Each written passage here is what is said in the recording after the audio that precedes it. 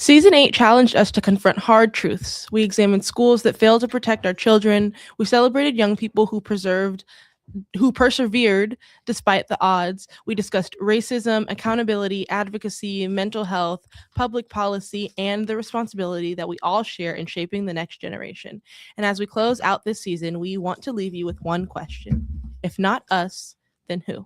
If we don't advocate, if we don't mentor, if we don't vote, if we don't challenge broken systems, if we don't create safe spaces, if we don't speak up for our children, then who will? This isn't about blame. It's about responsibility. Welcome to the season finale of Black versus the Board of Education. Baby. We in here. Yeah, we in here. 'Cause we been. Y'all better get comfortable with saying black. We in here. Yeah, we in here. Black versus the Board of Education. 'Cause we can't get rid of us now. We in here. Yeah, we in here. 'Cause we can't get rid of us now. And you know that we don't ever go for what you want. That's why we are indeed a whole mood. That's it.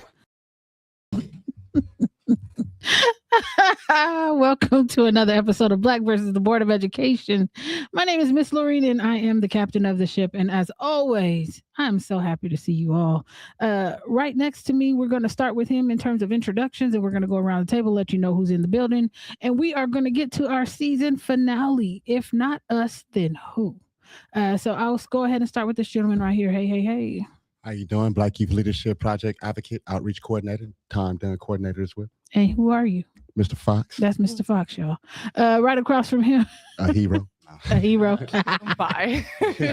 My name is Melissa. I'm a junior at UC Berkeley, and I'm very excited to be here. It's my last episode in the studio. It's your last episode in the studio. How have you enjoyed your time? It's been so awesome. Like, I've been doing this since I was like 14 virtually. So being able to do my first few episodes in the studio has been really great. It's really fun. Well, I always love to see you. Can we make a correction?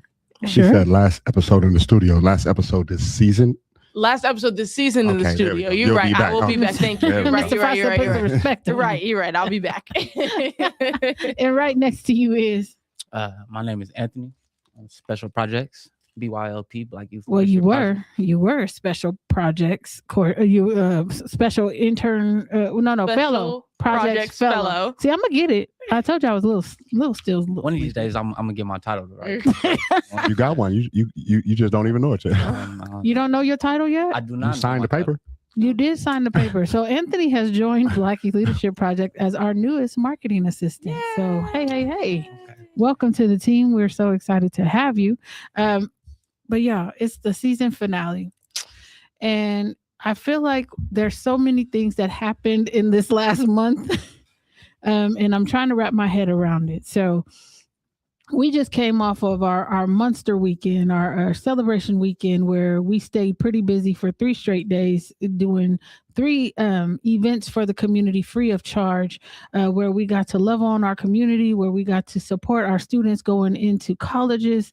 And it was just a beautiful thing. So what was your favorite part about Celebration Weekend?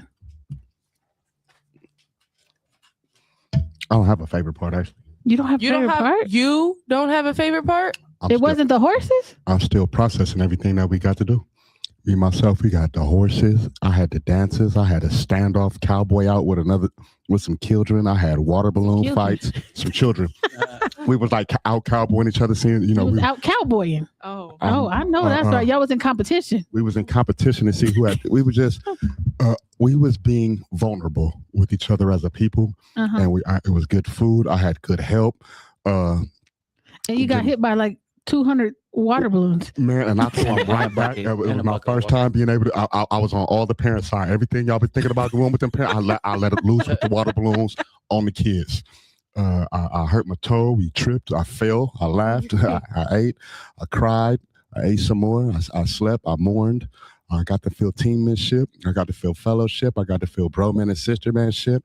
I got to feel love on not just the babies. We got to love on the elders. We got to love on the homeless. We got to love on the people. We met new people, invited new strangers, heard new stories, got enlightened, got educated, got a suntan, got a cut. All of it.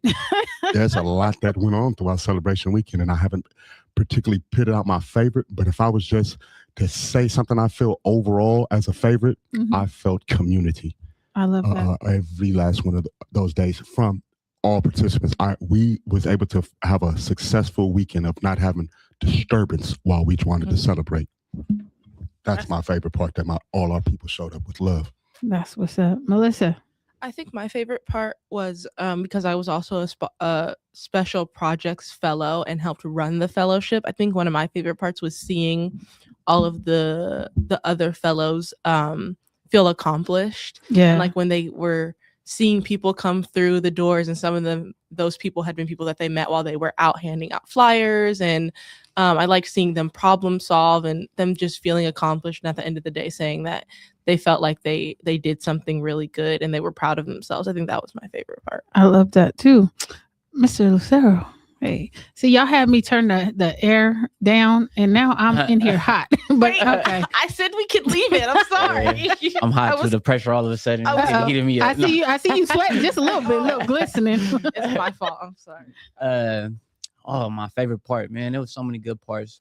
I would have to agree with Melissa as well. The way that the team came together, the interns that you guys picked, they were great. Melissa picked them. Great job. Yeah. They're very good. They showed me the power of the team. Yeah, which I hadn't ran into that often, and I was just very impressed with the way that the organization came together and the community came together. I think that I had a great time filming all the opportunity, all the special moments. Yeah, filming all the special moments. I'm behind the camera, but I'm in there. I'm in there everywhere, and I can see. I'm seeing everybody. Especially when Melissa was eating. Especially when my don't wait, the reel is going up. There's a whole 1 minute video of me eating. Every chance I got her in the corner eating something. Like, why? I mean, and I think that, fortunately for us, everybody pulled their weight. Nobody was slacking. Even some folks that weren't normally as busy as they normally are. Yeah. Shout out to Tevin, because Tevin really showed me something. Yeah. He really showed me that he's capable of doing more. So we're gonna put some more on his plate. Additionally, Mr. Fox, you going to see the Raider game? I heard. Is that what's happening? No. What? Oh, so Melissa, I got your tickets then? I didn't say you had my tickets. What's going to happen is That's what I I'm heard. going to give the stadium a chance to see me. Now, you know what? that's what's going to happen. And I expect hand claps when I get there. but yeah, man, on Father's Day, man, on Father's Day, the community, man, kind of like, they feel like I was handling my business, and they told me that. And for me, they gave me those Raider tickets, and that's my team, and that's how we rock. But just like the Raiders, man, I rock like a Raider. There's not always wins on my table. There's not always wins on my table, but one of the wins on my table was when I came back into this community and wanted to uplift my community and made my choices of uplifting community. I don't always know how to, but I know that that's what we do. But to be able to be standing there and get those tickets from my people, like from Black women, our sisters. Sisters are beautiful people, man, and we I do all I can every day to just uplift them and just hold them and tell them, hey, I know you got, even if got a couple baby daddies, if they got a couple kids, if they're going through it, if they having stuff on, they need to be here that they love. People down the sisters for a lot of stuff, and I'll be there pulling them through. But those sisters that got up on the stage and they was like, Mr. Fox, man, we love you, man. We open the door for you, man. We gonna send you to a Raiders game. It's a small token of appreciation they gave me, but I was able to accept it. I'm not one who accepts compliments easily. I don't be wanting to hear all that. Oh, your hair look nice. I got no hair. You know what I mean?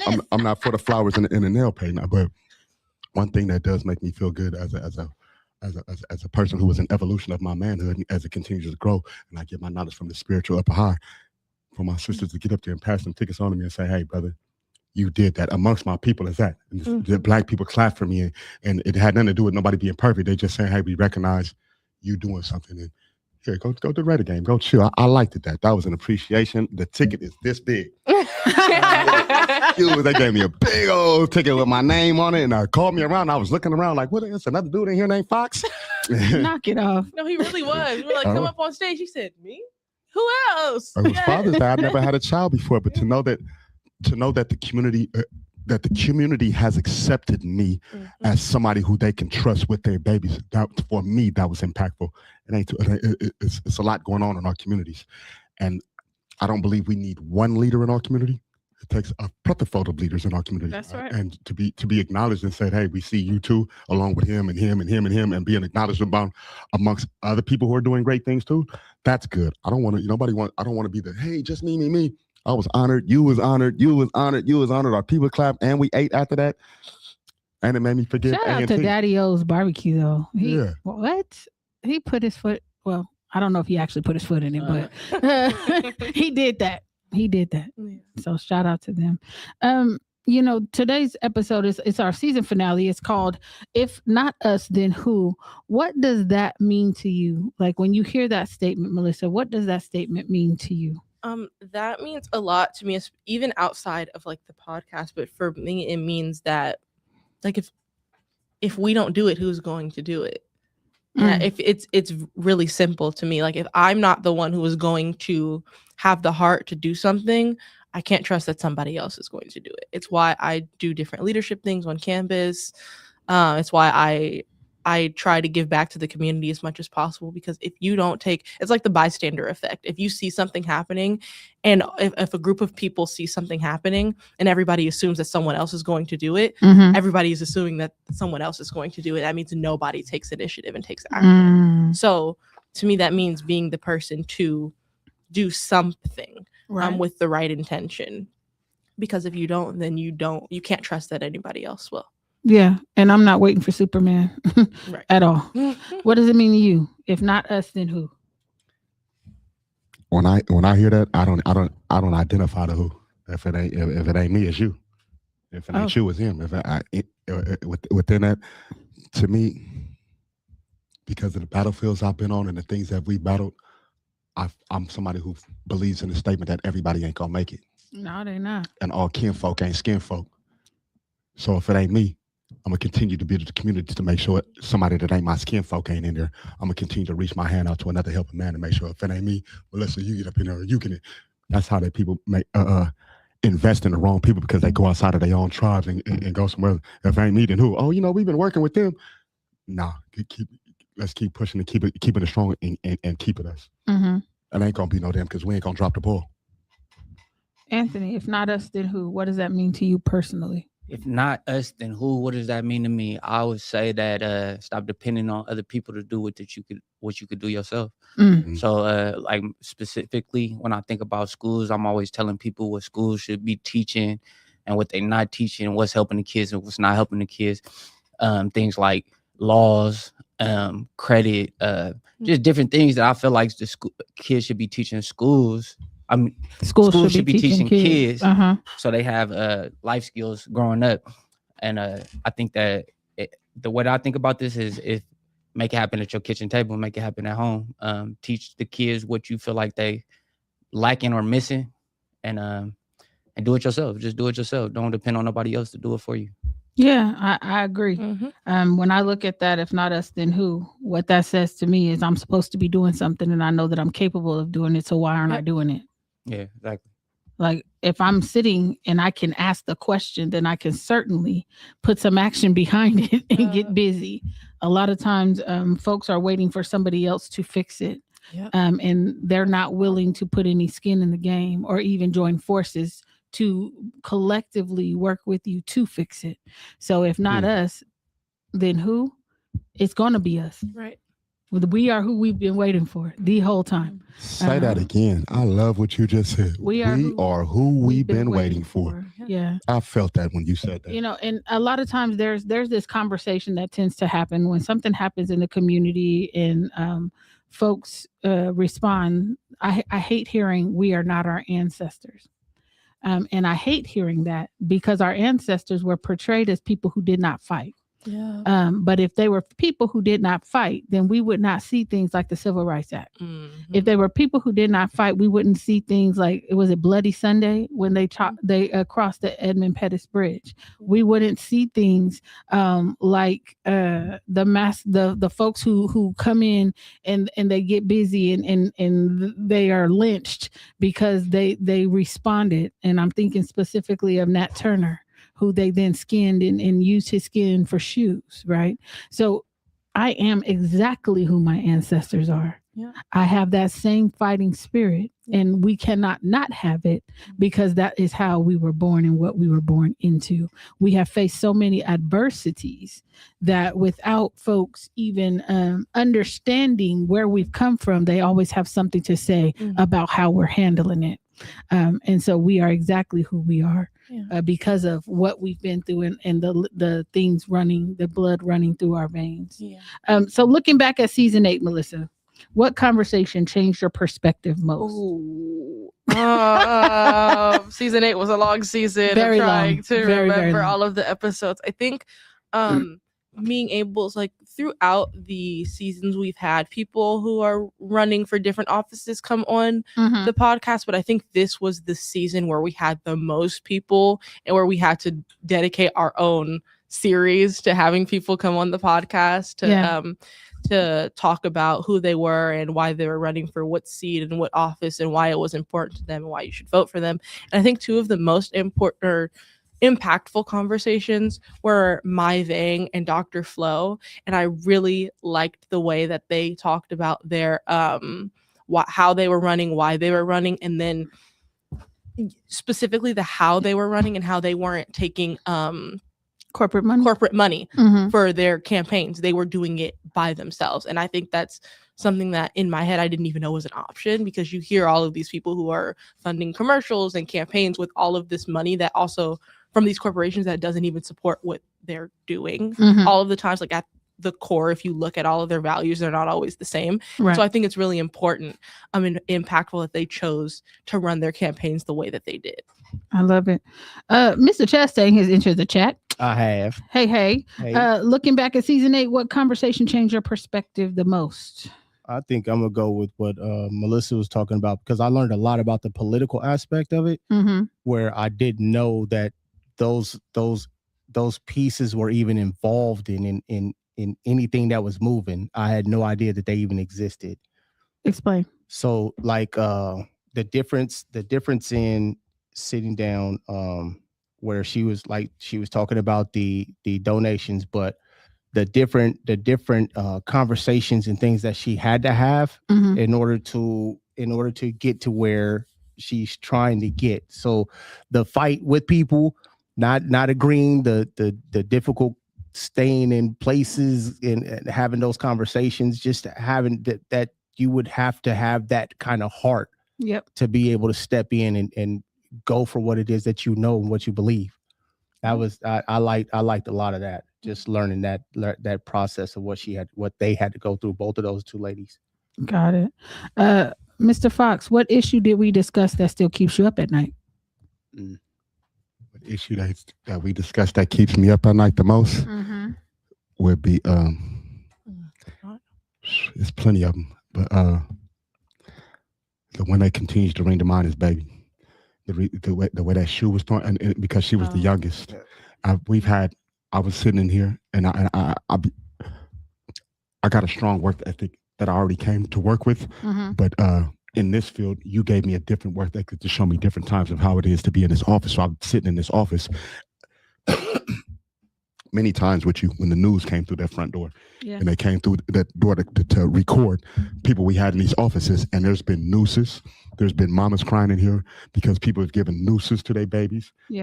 Teachers, there's been haircut. Teachers have cut children's hair with scissors, sent them home with hair.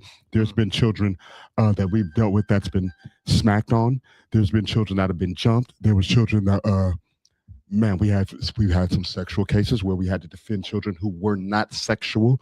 There's been a lot that BYOP gets involved in as far as complaints. But that baby was the one that hit me the most, because she was, not to say that any of our other complainants did not have innocence in them, because they did. But this baby was innocent in the form of disability, age, not being able to speak for herself. And she was the youngest one that actually did have a level of advocation about herself. Yeah. She advocated to something that only a mother or somebody in the room could have known that baby was. And the person she advocated to heard her and walked out the room after she was assaulted. And that would be the worst one. That was the most heartfelt one. That's the one I feel for. I don't want it to happen to me, to you, to them. And I felt like everybody, kids, and that's the one that I would have to say was the most disturbing, because that's the one that's like career ending. That's kind of like people see stuff like that and they're like, I don't care who I work for. I don't care what the punishment's going to be. I wanted to rectify that for her in a different way. And that's why I highlighted the level of professionality that you've showed me along this, where some things we have to fight a different way in order for to have the best results in the future for not just that baby, but future babies to come, rather than that one way I can handle that situation and only that one person is going to feel it. Yeah. And unfortunately, that wasn't a new situation to me. We had another one here in Folsom, Cordova, where Ision, who was also nonverbal, was abused by his teacher, or maybe it was like a aide of some sort. And it's all these things that are happening to our children, and people tend to gloss over it. I was one of the ones that was allowed to view the tape, if you will, from that particular incident. And what I will say is that particular person was given a lot of grace after she was the one that harmed that child. Right. And the only reason that parent knew that child had been harmed was because another teacher or aide in the classroom told the parent what had happened to the baby. But then it was just like, oh no, that didn't happen. But then they ended up shutting the program down. So again, believe your babies. Have we become too comfortable expecting someone else to solve our community's problems, Anthony? Have we become too comfortable? I think it depends on who you talk to. I don't feel like, as a whole, probably not, but definitely some people have become too comfortable letting other people solve their problems. Me personally, I don't move like that. I'm probably the first one to go solve my own problem. And then that's the way I teach as well, is to go solve your own problem.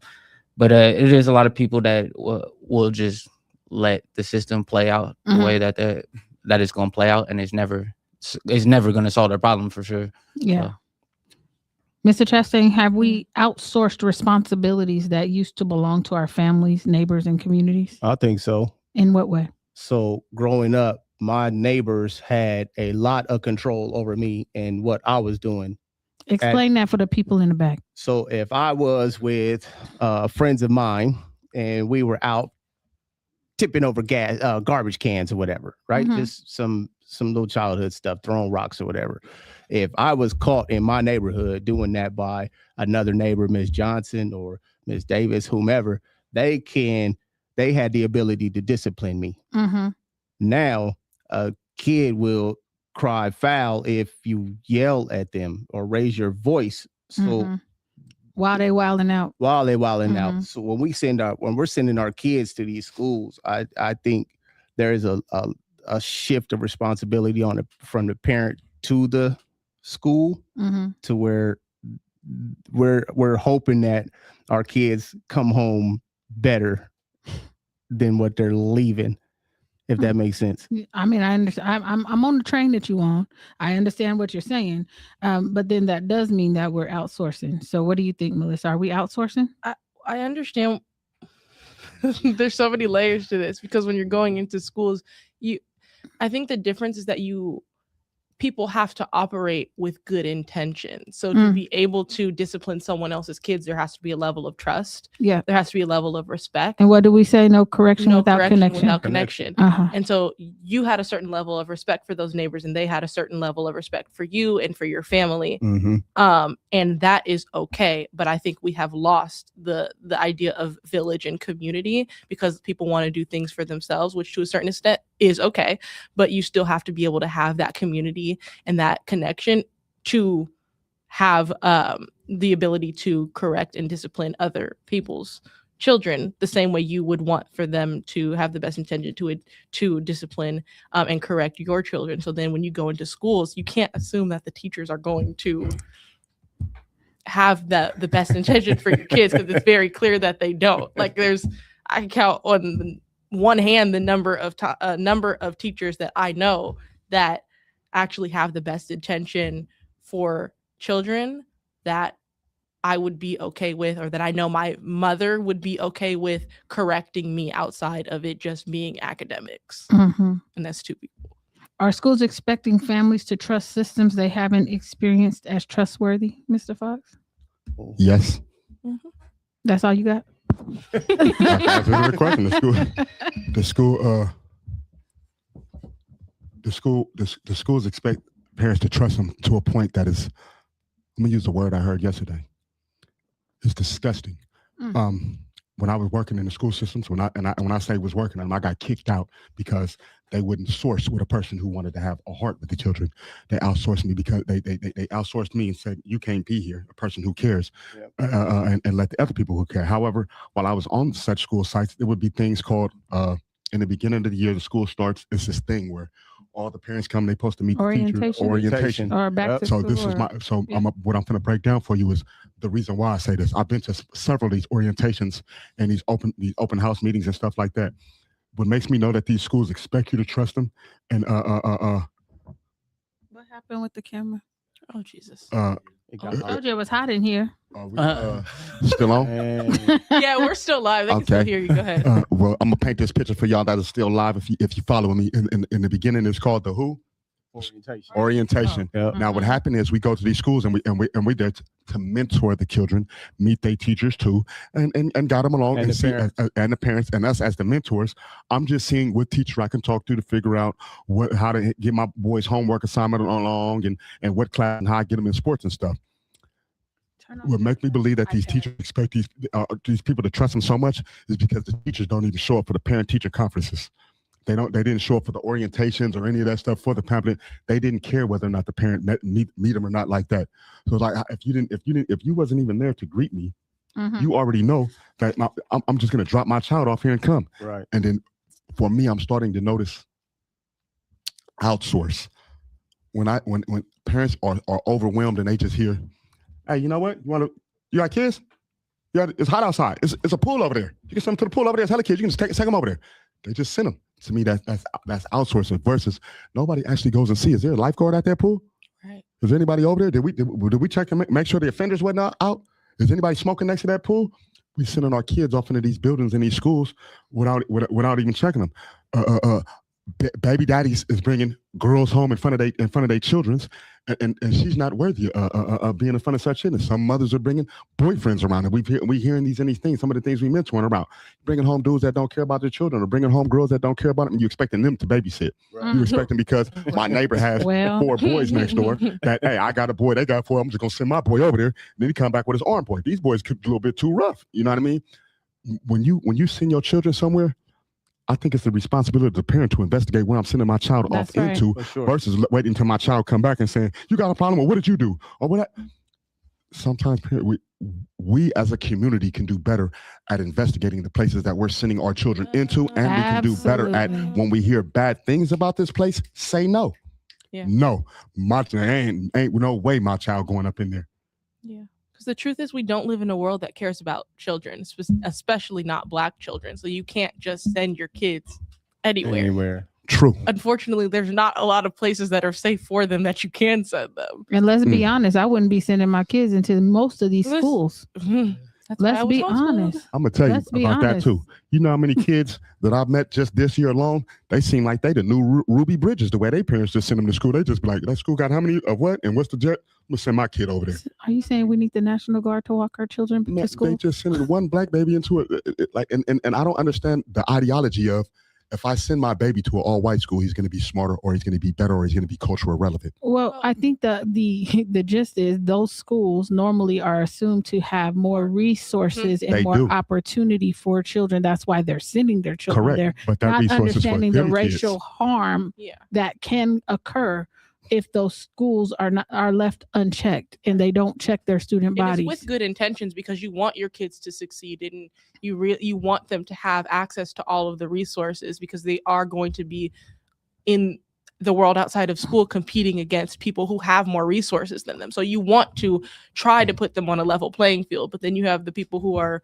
are running the schools that they ain't level. And yeah, then, they're not and at then all. the question Ain't would then level. become, how come you're not equitably distributing resources so that everybody has some? And that's been the whole thing. That is exactly what Brown versus the Board of Education, I believe the intent Mhm. was not to have separate but equal. Like Yeah, not at the all. intent was to have children resource at the same level equitably, Yes. so that they could then get the best education. But it backfired, And they started saying equal instead of Right. equitable, which is not the same Right. thing. and they used that to get rid of Black teachers. Yeah. Instead of resourcing these areas, say, oh, okay, you want your kids to have equal access, send them over to our schools instead of keeping them at their schools, resourcing their schools and their teaching core. So Mhm. again, we have to be careful how we phrase things. And I'm not talking about us. I'm talking about when we believe the intent of a law will be followed, instead of what people's desire is, because laws are open to interpretation. Ambiguous. Depending on who's talking, they may have a very different interpretation than I do. Yep. Right. And so we have to be clear when we're asking for certain things, or we're demanding they put things on the books, that we investigate all the outcomes, possible outcomes, be ready for that so that we can combat it.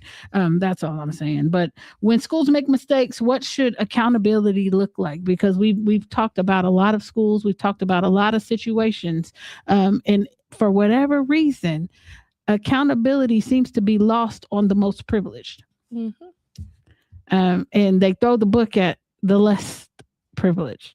So what should accountability look like in 2026, Mr. Chastain? Oh my gosh. Well, we can go back to those politicians who were doing all they talking that were up in here.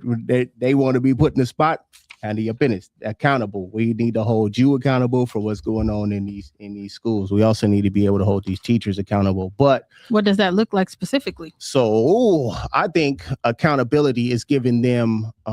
We'll go with a trauma-informed or trauma response training to be able to. They assume that they do that with train the trainer model, but go ahead. I'm listening. So assuming, but where's the source of that information coming from to be? Well, if you go to the school board meetings, they'll tell you that that's what they're doing. That's but what how they're are doing. They implementing it. So that's the where accountability implementation go right is a there. whole different issue. Exactly. Mm-hmm. But if it's not being utilized, and our babies aren't getting this information at school as well as at home, right?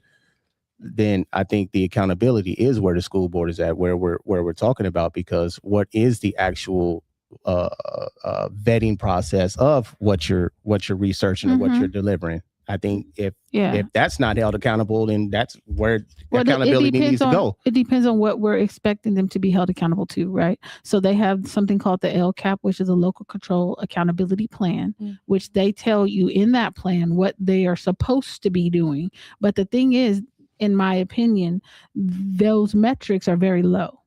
Like, I'm going to change something by 0.23%. Yeah. Like, not even a full percent. No. So it's like I remember looking at the first time when we did the something boot camp on Zoom, and we were looking at the LCAP numbers. Probably the social justice boot camp. Mm-hmm. Yeah, it's so insane. Like, they don't have to change it by anything, barely.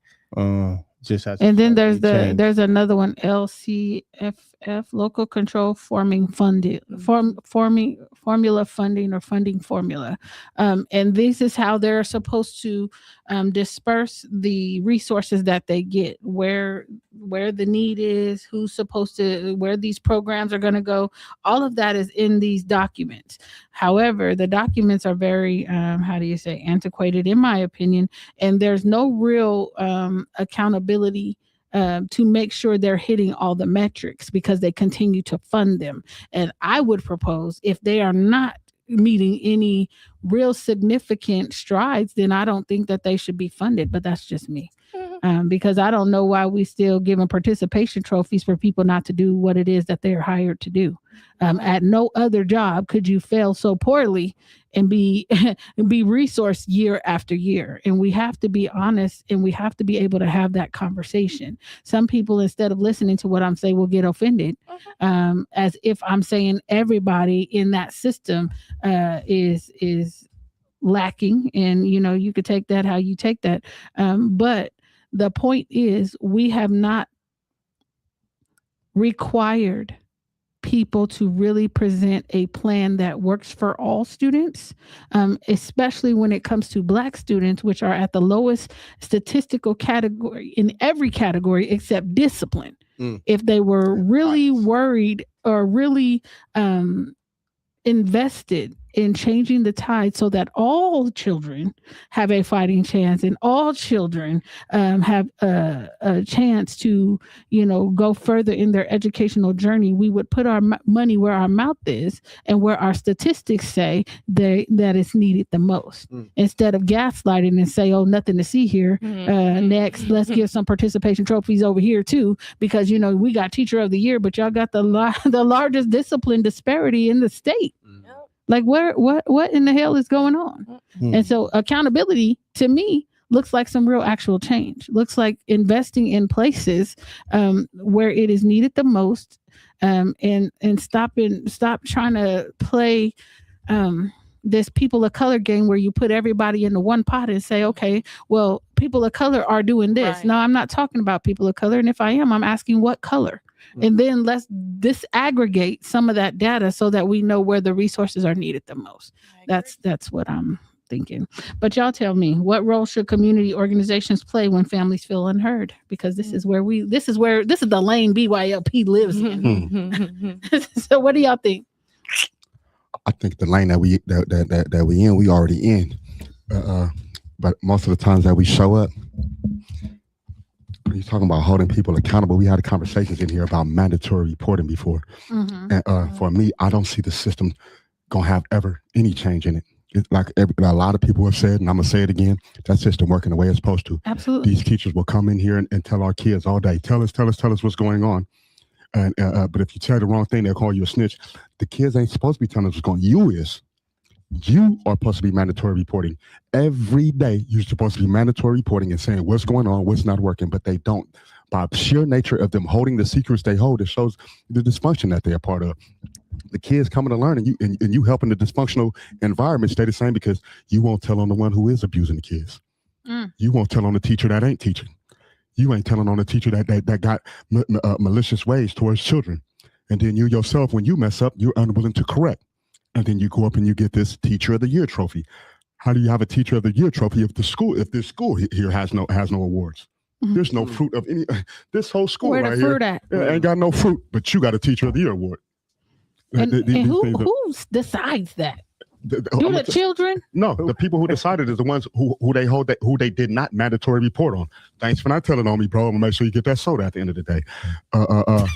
But what is wrong with y'all? It's hard. It's hard to see that going out today though, and it's hard to see. It's hard to see a system who continually just sucks. Go ahead. When I walk in the room and I'm mentoring, right, and we can all attest to this because this is how we get out in BYLP. We walk in the room and my boys, they running around, they doing everything, they flipping the phones around. In order to put that room back in order, stop. Hey, hold up, stop, focus up. Hey, you. and there's no favorites in the room. From the lightest to the darkest, from the tallest to the shortest. Put that phone down, focus up. These systems don't check their own participants. Yeah. You have a school, I've been to school systems right sitting in a chair right next to you where a principal has looked me in the face and said, oh, that teacher, I don't even know what we're going to do about him. Sure. And if that teacher's allowed to come back the next day. Teachers will tell you, none of us are friends with that teacher right there. The teachers will bully on the teacher, but still let this teacher do stuff. I've been in classrooms where substitutes told me and Mr. Chastain as we was coming in that room to put the room back in order. Hey, stop. She kicked them out, in the room. Though. And she kicked out a gang of black kids. A black teacher kicked out a gang of black kids and then turned around and said, I ain't trying to worry about them. They ruining my day anyway. I'm trying to get it quiet in here. I'm just trying to get enough money to get my hair done. To get my hair done. Oh, that was Crazy. a true. Yes. Oh, yes. And when Yes. and it was reported over. Yes. Oh, we did our thing. Oh, Yeah, it was like, what's up with that? And guess what she was at the next time? Them students needed a substitute teacher. She was early to get that extra few change, and she wanted that class to be quiet. Then the next time she was there, she kicked the whole class out. Whole class, everybody out. Everybody out. But but what I'm saying, it's nothing to get. It's nothing for all of us to be in an uproar about, because guess what? Which one of us haven't seen this happening? How many? This is 412. This is the stuff that's actually going on in the schools. But if you go through their camera footage, all this stuff be deleted. It's never in the classroom. What did we learn about body footage on police? That they was coloring outside of the line. About 2 months ago, I was looking at about 2 months ago, and I'm not trying to put the police down, and this isn't a story about trying to put them down. About 2 months ago, I seen one of them on the ground in the bathroom, snorted out because of this thing. Oh, well, that was like a year ago. I just seen it. My point is, this is what mandatory reporting stops. Yeah. It stops that. That's the attack of it. You're supposed to let it be known, hey, this teacher is grading wrong. This teacher can't add. This teacher can't read. This teacher's racist. This teacher right here, every time I turn around, she keeping the kids' phones for herself. She taking phones from kids so she can give them to her kid. It should be more accountable amongst the adults. How am I supposed to expect the preschoolers to go to school and start being accountable as a preschooler? How do I expect a sixth grader to go? How do I expect a kid that is 15 years old, so anxious for his driver's license and home? I just got my new shoes and I just got off this sugar. You go be accountable for the whole school. You 15. Make sure no fights or nothing like that happen today. Adults wake up, put their pants on, know they're going for their paycheck, drink that coffee, knowing that you took that job. Do your job. Well, that leads me to our next question. What are today's young people, Melissa, asking for that adults still aren't hearing? I think specifically in schools, I think students just want to be heard. They want their issues to be heard. And I think they want to be heard, and they want to be understood. And I think that when they try to make themselves heard or understood, that they get shut down and told that they're not important, or told that you just need to come here and take this test and get good grades and go home and do your homework and come back and get into college. And that's it. They don't feel like all the time that they have options. And speaking from experience, I feel like students just want to be heard. And I don't necessarily say they want to be free, but they want to be able to be themselves. And sometimes teachers don't like individuality. And if your individuality makes a person a teacher a little uncomfortable, they're going to shut you down completely. And the world is full of individuality in students. And I feel like there's lots of layers to what students are asking for, but I think at the root of it, it's just to hear what issues they're bringing up. And to feel understood, because in the world you're kind of told that, you have freedom of speech and you're allowed to speak up for yourself and you should stand up for yourself. But if you spend 8 hours a day in a school where you're trying to ask a question, or you're trying to, well, why is something the way that it is? And then you're shut down, you believe that the world is going to continue to shut you down. And for Black students, sometimes it does. And so then you need to be taught how to advocate for yourself, or how to find people who can help you advocate for yourself. So I think students just want to be heard and understood, and they want guidance, and there's not enough people who want to help guide. And you all work with young people. So what are you hearing? What do they want? To be treated fair. Yeah. To be treated fair. That was the main thing with the last 2 schools that we were out. I just want to that's not fair. Why is this happening with me and not to whomever? Oh yeah. And it goes back to what she's saying, is that they're not hearing the babies. They're not hearing their truth. They're not hearing their narrative. They're just assuming that, oh, well, you did it last week. You did it today too. They're not being heard. But a lot of things that were coming in there when we were in the schools were, that's not fair. How come I don't get to, but if I do? There was a lot of comparisons going on that we were hearing in front of administrations. I think that only makes sense too. I mean, Put your mouth in the mic. I think that only makes sense. Everybody wants to be treated fairly, and it doesn't make any sense to tell one kid they could do, or for a kid to see somebody else get away with something and then they get in trouble and have the consequences. I mean, it's just logical, right? But I think also, so I would totally agree with you. What I actually was gonna say had to be to agree with Melissa more so. It will be attention. But I didn't even think about that. Treat it fairly. That's what they for sure want to. I think attention though, that goes for school and then at home as well. The kids want more attention. They're tired of being set in front of a screen. Yeah, absolutely. They're tired of, and it's hard. It's hard as adults to always be there for your child every second because they want a lot of attention. So, but I think that's where we're struggling at as adults is providing the attention, and that goes in the classroom. There's too many kids in the classroom. One teacher that doesn't probably want to be there in the first place, or doesn't like half the kids, or you know how that goes. So I would say definitely just the attention they need. Yeah, and I just want to acknowledge the folks in our chat. Hey, Miss Alicia. Hey, Jennifer. We see you. To be seen and heard. That's what Jennifer says. I agree. Yeah, Miss Alicia is up there. I like what he said about attention, but I also know this about attention. A lot of the campuses we go to, kids say, "Hey, Mr. Fox, watch this." They'll tell you when they want attention, and sometimes, and I don't want to seem like I'm just going all in on teachers. I'm not talking about every teacher. I'm only talking about the teachers that is not doing what they. If you feel some type of way, it's because you're not doing what you're supposed to be doing for real. That part. But a kid will say, look at me, Fox, and I get it. Some teachers, they have it all day. They got kids, they doing their job. And it's hard to watch every moment. But when it comes to that attention part, what I hear from the children is, stop coming back here when you heard a noise. You seen a pencil clip, then you came back here and gave me attention. But the whole time when I was drawing this heart on the picture and I wanted your attention, you didn't want it. When I tried to show you I could shoot this shot with the basketball and I missed it, you didn't say, hey, try again. They want that attention, and I noticed that. That's a big thing, the attention that they want. And I noticed this too about attention, patience and attention. I, as an adult, sometimes have a hard time getting my question out. Woe be it for a kid who is far less educated than I, or even more equally educated than I. Who knows? Because I don't want to say I'm just the smartest because I'm the adult. But questions. So you're going to pay attention to a kid and you ain't got no question, and a question just maybe about what time the bus schedule run. But it sounds like, can I go to the bathroom? I'm gonna talk to you when I come back. I need to know something, and they don't get it out. And some questions are 3-part questions from some of these kids. You don't give them the attention to see what they're actually really talking about, and you never actually heard the kid. And let's be fair. Let's be fair, because some of them are lacking attention at home. For sure. You know what I mean? Some are competing with multiple siblings, or, parents have 1 or 2 jobs, that make it impossible for them to have the amount of attention they so crave. Right. But one thing I did not hear you all say is, although they may not say it, kids want to be protected.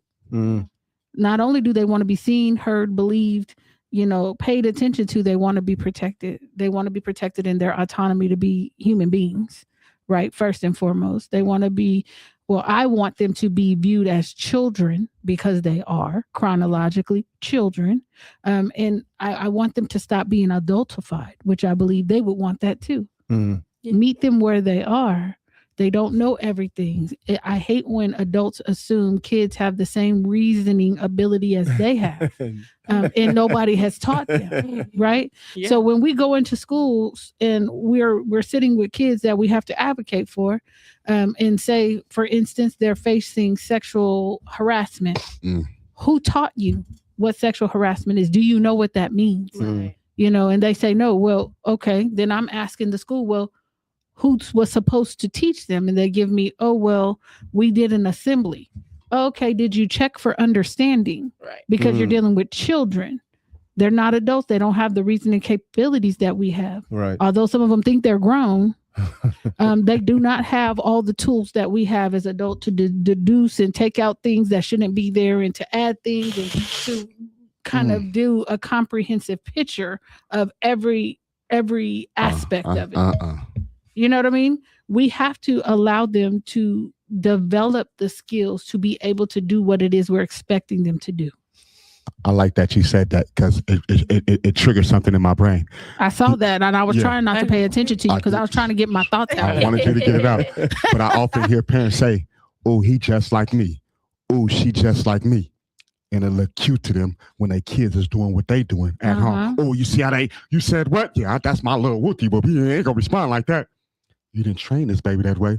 And yeah, they just like you and they respond without having that part that you said. They don't really know why you responded like that. Correct. They didn't know that they don't take the difference of mama's hard off work or dad or uncle or grandma, or whoever hard off work, then worked a couple days, paid a couple bills, they tired, then they've been elicited this So they're not triggered really moment, and they ignoring you. responded, and they just like, oh, he said it too. And you can see it as young as 2 years old on the reels and on the Instagram thing. You see the babies, they be like, oh, they grown.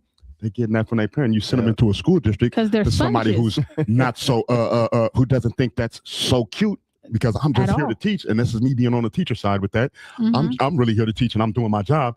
And now this baby is over here with the whatever you taught this baby to do at home that's not really appropriate in a school setting. Yeah. You know, and now you as the parent or the parent guardian has helped set this child up for failure because you at home have not regulated the child's discipline.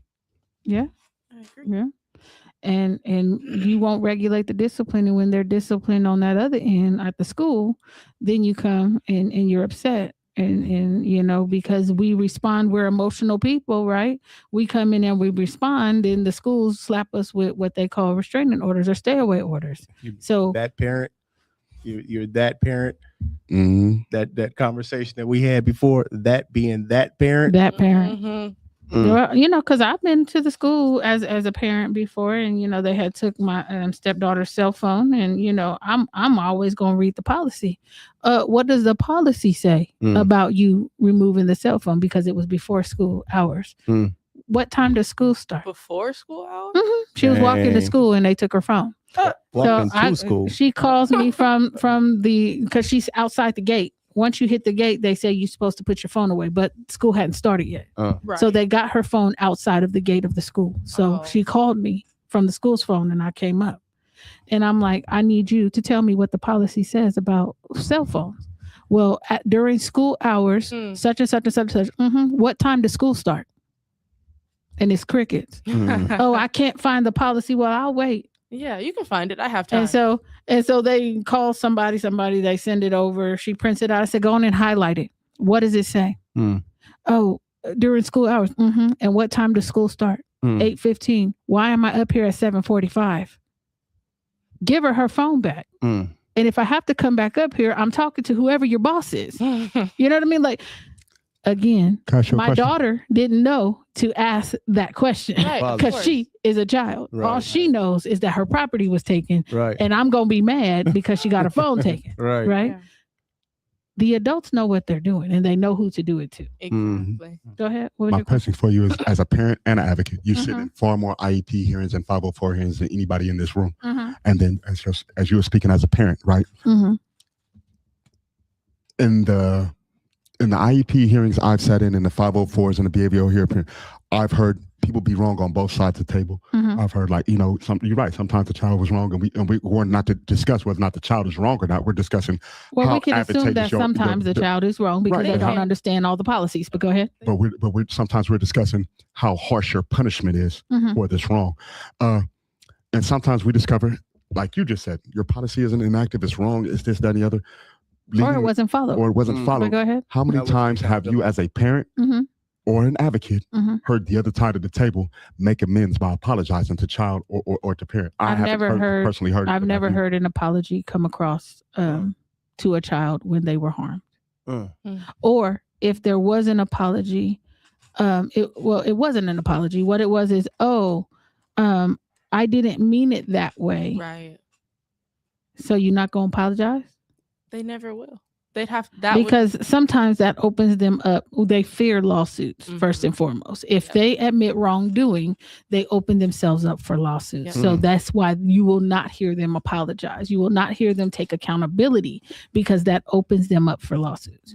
So I think that's where the disconnect happens, because a child, first of all, Black children most of the time are right fighters.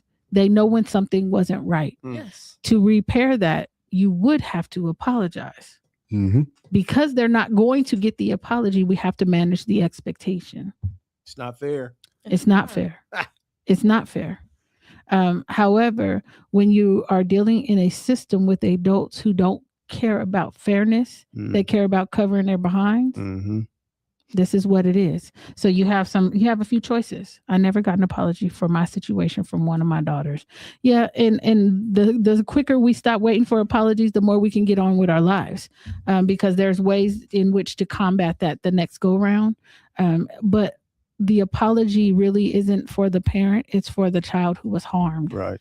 And that would make more of a difference for that child's educational trajectory if in fact they were treated like human beings. Because anytime there is an offense, we have the obligation to say, I apologize, or I'm sorry, even if we didn't mean it that way. Yeah.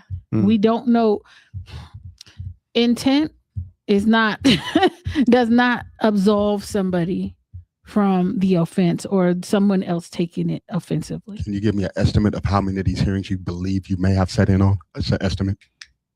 What hearings are we talking about? 504s to discipline of these children. In terms of IEPs and 504s, I would probably say over 125. So if I was just to rock with those numbers, hearing the extension to suspension meetings, Mhm. I've probably done about 50 to 75 of those. So hearing those numbers, it's that many children in the school system that have. And those are only the ones we know right, about. Right, and their parents, right? That when a lot of times, I remember as a youth, when not apologize, you walk off kind of bitter. You do. Mhm. You kind of walk, I, fine. I'm not going to put my words on nobody else. I walked off kind of bitter when slighted. And you send me back into a school, and without that apology, I'm supposed to trust this other teacher, which my attitude is now already on some, because I see how y'all get down. And now you're sitting me next to another kid who this didn't happen to too, and his attitude is also, but we both trying to get through our schoolwork, and now something else happens. Yeah. I mean, and that's really what we need to start looking at. And we're running out of time, so I have to give me something. Give me what gives you hope. Give me one thing that gives you hope about the trajectory we're on as BBBOE. One Black thing. Youth Leadership Project gave me hope. Yeah. For sure. Yeah. That's it. Oh, the whole mood. And my people give me hope. I think one thing that gives me hope about at least the podcast is that we're expanding into different, we're getting a lot of visibility that will help us be able to impact students to figure out how to advocate for themselves, and that will be able to bring them to BYLP that can help them find an advocate for themselves. I think with visibility comes, touching more people and helping more people. And I think that will, we say that children are the future. So I think that being able to empower those children and empower those young people to figure out how to advocate for themselves is what's needed. Finish the sentence. The future changes when. Oh, wait, I kind of answered. Today. You did. She said, yeah. When So, what? When what? One word? The future changes when. Evolution. Yeah, when we What? Innovation. when we teach the youth to advocate for When we themselves. innovate. When we teach the youth to advocate. Thank you for that. Thank you for a full sentence. I appreciate All right. it. So listen. No. Okay, listen. Everyone has 30 seconds. Oh, shoot. One misconception about Black children that must end. Go. Everybody got quiet. Why misconception of Black children must go? Yeah. That they Dang. don't feel that we pain. want to be difficult. That we want to be difficult, or that we're trying to be difficult, when really it is that we just want to be heard and understood and, like you said, protected. One misconception that must end. They lying. That Black children are lying. Okay. That Black children are lying. Okay. Mm-hmm. Okay. Black children are lying. Ant, what do you think? Black children dangerous. Mm. Yeah. Yeah. I feel like I see a lot. Yeah, just that Black children are dangerous, period. Okay. One thing schools need to hear, Melissa.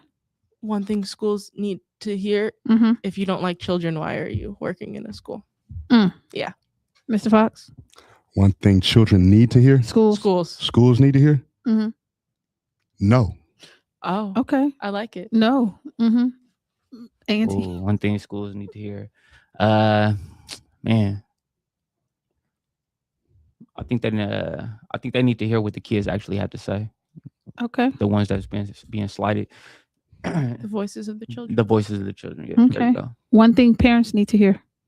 Believe your kids and figure out how to advocate for them. Don't just complain. Figure out, put action behind your emotions. Action behind your emotions. I think what we said earlier, stop depending on somebody else to teach you what your kids need to know. Okay. Oh yeah. Mr. Fox. Ain't no need to compromise nothing. We ain't wrong. One thing young people need to hear. Go, Mr. Fox. I love you. Somebody cares about you. Nobody gonna do the work for you. Oh, I like that. I like you are worthy. You are worthy of, you belong exactly where you're at. And we have to make sure that we create the conditions for them to be. Just be. No expectation, just be. I saw so many brilliant Black babies at the Black grad. Shout out to some of them. But one of the things that really bothered me after the fact is we do all these things for Black community, right? And to be put down by another member of our community because of the work that is being done on behalf of our families and children was very disheartening. People don't have to like me. I don't like a lot of things that people do. But what we won't do is jeopardize the work being done on behalf of our children because of jealousy, because of envy, and because of spite. Knock it off. So with that, y'all, we out of here. We will see y'all when season 9 begins sometime in September. So we gonna hit y'all with the peace sign. We gonna take a couple months off. You can so still that find we us can at recalibrate. byop.org though. We want to thank our sisters from SES who couldn't be with us today, but they are here in spirit. Shout out. We will welcome them back for season 9, and we look forward to getting into some more, what they say, good trouble. So peace out, y'all. We'll see you in September sometime.